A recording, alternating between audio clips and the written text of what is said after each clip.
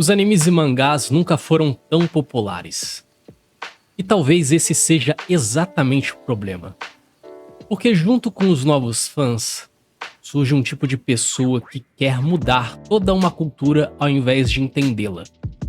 Eu sou Takao Enrai e nesse vídeo vou falar sobre os turistas, como eles afetam a cultura de mangás e animes, e o que acontece quando uma cultura começa a ser moldada por quem não a respeita. Mas antes que alguém possa se sentir atacado, já vou esclarecendo que novos fãs e turistas não são a mesma coisa. Então, se você é um novo fã de animes, eu não estou falando de você.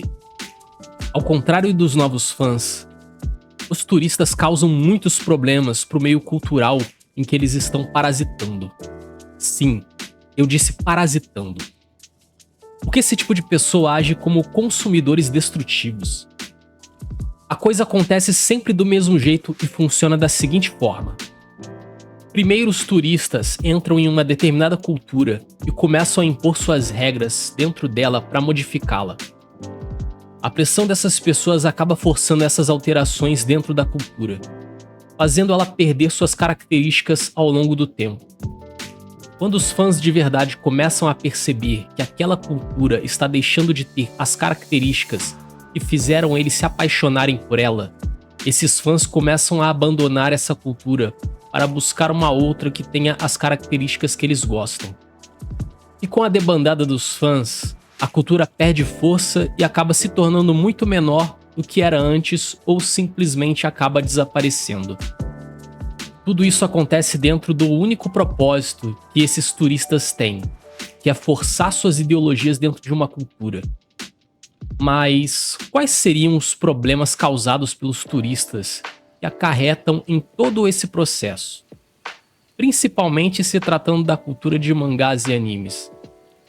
Antes de falar sobre isso, preciso definir um pouco melhor esse tipo de pessoa. Deixando mais claro, o turista não é um fã. O fã é aquele que se apaixona pelo que a cultura é. Ele deseja aprender mais sobre ela, se aprofundar e entender. Ele vai estar mais aberto a correções vindo de quem faz parte da cultura há mais tempo e tem mais conhecimento e experiência do que os novatos. Mas e o turista? O que ele tem de diferente? O turista não tem nenhum respeito pelo contexto cultural da obra. Ele não quer entender nada, apenas impor seus valores pessoais e taxar algo como certo ou errado. Quer ditar que as coisas que ele não gosta e não aceita devem ser corrigidas segundo o que ele mesmo julga ser correto. Sintetizando tudo que eu falei, turista não é quem chega agora, é quem chega querendo mandar. E não se engane se você acha que turistas são só uma espécie de novatos infiltrados. Já reparou quem mais está agindo dessa forma? Você vai ver até mesmo produtores de conteúdo que estão há muito tempo no nicho propagando um discurso de problematizar coisas e até mesmo taxando certas obras como criminosas. Quer saber de uma coisa? Sinto até vergonha alheia quando vejo um produtor de conteúdo problematizando na ficção uma coisa que é um problema real, muito grande, no país que ele vive. Gasta energia para combater um suposto crime acontecendo em um desenho, mas não faz nem um terço dessa mobilização para combater essa mesma coisa no mundo real. Pessoas assim precisam urgentemente sair mais de casa para descobrir que o mundo real existe.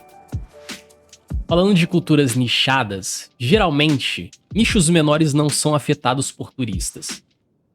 Mas o que tem feito esse tipo de pessoa chegar no nosso nicho então? Antes de responder isso, preciso esclarecer sobre os principais problemas causados por eles. O primeiro problema que podemos falar é sobre as pressões por censura. Todos nós estamos cansados de ver sobre as problematizações que eles costumam fazer. Querem retirar e alterar falas que consideram problemáticas. Ditar o que deve ou não deve ser retratado nas obras. Alterar coisas já estabelecidas e até mesmo proibir a circulação de certas obras. Quantos casos já não vimos de traduções que alteraram o significado original de falas de personagens por conta da agenda ideológica daqueles que trabalham com dublagens de animes ou traduções oficiais de mangás? Um exemplo recente que posso destacar aqui é uma alteração de legenda bastante polêmica que aconteceu no anime de Uma Musume Pretty Derby, onde as personagens falam Merry Christmas, que significa Feliz Natal. E aparece também uma faixa com essa frase escrita em japonês, mas que as legendas foram alteradas para Happy Holidays, que significa boas festas ou bom feriado. Isso pode parecer algo pequeno, mas altera totalmente o contexto da comemoração acontecendo na cena. E também pode abrir precedentes para alterações ainda piores no futuro. Exemplos ainda mais drásticos das consequências da entrada de turistas em nichos culturais é, primeiramente, a pressão que as empresas de cartão de crédito, Visa e Mastercard, têm feito em plataformas de distribuição de conteúdo, exigindo que obras que retratam coisas que são consideradas problemáticas por certos grupos minoritários sejam retiradas dessas plataformas, forçando as empresas a acatarem essas exigências para não perder acesso a esses sistemas de pagamento. O segundo exemplo, que vejo como consequência da pressão dessas empresas de cartão de crédito, é a recente censura que aconteceu no capítulo 404 do mangá Kanojo Okareshimazu, onde grande parte das cenas mais picantes foram quase que completamente cobertas por tarjas pretas. Isso aconteceu na versão distribuída no ocidente pelo aplicativo Kamanga, deixando as cenas impossíveis de serem compreendidas. Essas empresas não gostam que você veja sapecagens sendo retratadas em desenhos com pessoas imaginárias, mas em contrapartida, as modelos do OnlyFans estão recebendo seus pagamentos em dia e sem nenhum problema. Como vimos no exemplo da alteração da legenda de Uma Musume, isso não afeta só coisas relacionadas a cenas picantes, mas também causa apagamento cultural nas obras, removendo as características japonesas, impondo aspectos da cultura do ocidente. O que é mais uma hipocrisia, já que a galera que impõe isso é a mesma que gosta de arrotar virtude falando da tal apropriação cultural. Mas, como é de se esperar, eles são bem seletivos em relação a essa pauta. Os animes não são ocidentais. Os valores japoneses são obviamente diferentes dos valores do ocidente. Mas eles querem sobrepor a cultura dos japoneses com a cultura do ocidente em produtos feitos pela cultura japonesa. Acho que podemos dizer que isso é uma apropriação cultural, você não acha? E não é como se eu defendesse essa pauta, pelo contrário. Acho esse papo de apropriação cultural uma grande bobagem. Só estou trazendo esse ponto para lembrar como esse pessoal gosta de acusar os outros de coisas que eles fazem. Eles se acham culturalmente superiores aos japoneses e querem remodelar a cultura deles. Isso faz deles mais nocivos do que uma pessoa que simplesmente julga só porque não gosta. Mas sabe qual o reflexo desse comportamento nocivo dos turistas? É o surgimento de uma cultura bem desagradável no nosso meio, que é o comportamento de hostilidade. Tudo começa com esse senso de superioridade cultural, onde os turistas hostilizam os fãs mais antigos, que resistem às imposições de que a cultura japonesa precisa mudar.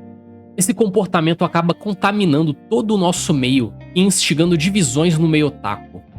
Hoje vemos esse comportamento de hostilidade sendo muito comum nas fandoms, em que os fãs de uma determinada obra querem pôr a obra que eles gostam como superiores às outras. E até mesmo dentro das fandoms, há hostilidade entre grupos que têm opiniões diferentes em relação a algo. Mas isso é só um reflexo. O ponto crucial aqui é a forma como eles tentam fazer os verdadeiros fãs da cultura japonesa serem taxados de pessoas estranhas e problemáticas, porque gostam de coisas que são muitas vezes comuns da cultura japonesa, mas que não são aprovadas pelo moralismo hipócrita do ocidente. Essa contaminação está indo até para esferas de produtores de conteúdo que se dizem fãs e apoiadores de produções japonesas, mas que querem forçar as pautas woke do ocidente nessas produções. E sabe qual o problema disso? Isso acaba influenciando principalmente novos fãs que entram no nosso nicho seguindo as diretrizes dessa minoria barulhenta, que acha que as produções japonesas precisam ser melhoradas de alguma forma. Esse tipo de invasão cultural deve ser combatida.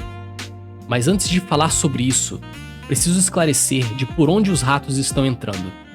Devido à internet e à facilidade de acesso a produções de diversos países, os animes acabaram se popularizando bastante. Isso não é só por causa da facilidade de contato com essas produções, mas também devido à qualidade.